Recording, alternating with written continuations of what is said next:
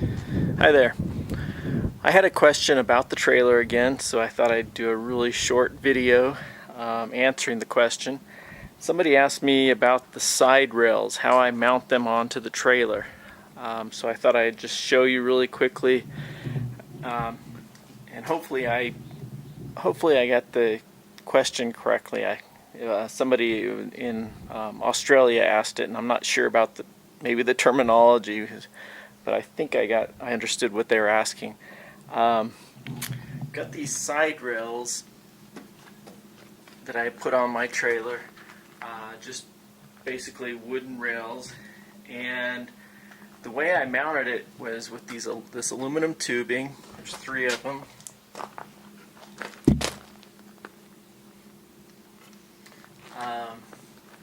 I attached the wood to this tubing with carriage bolts. You can see the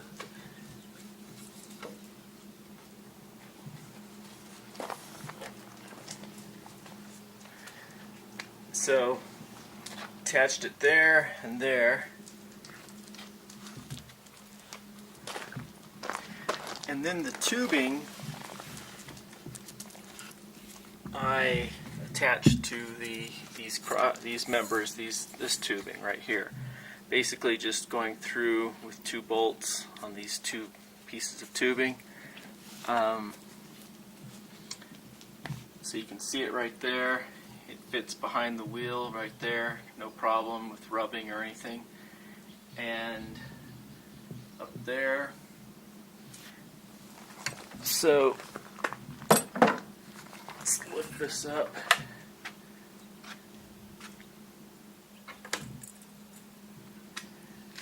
So you can see I just drilled through the tubing, placed it, where I want, and went through the frame right there and underneath there. Might be able to see it better there.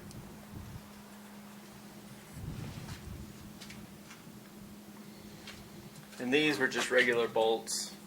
You can use, whatever you prefer. Don't have to use the carriage bolts like up on top. I just did that there, just because I think it looks nicer, and you don't have any bolt protruding out. You've got a kind of a smooth surface. But again, this is just the way I do it. You could do it however you want, however it mounts. This piece I also then use, put some reflective material on. I also put some eye bolts in to attach hooks or bungee cords to. You can buy these caps at like Home Depot or Lowe's that cover the end of the tube, make it look a little nicer. But that just gives you a couple side rails if you're carrying things to, attach things to, or to keep from sliding off the trailer. Kind of looks neat. The wood I used was lightweight wood, inexpensive, from one of those hardware stores, and I put urethane on it to seal it, give it, help it last longer in the weather. And you can easily take them off by just undoing the 2 bolts on each of the posts there. But I hope that answers the question.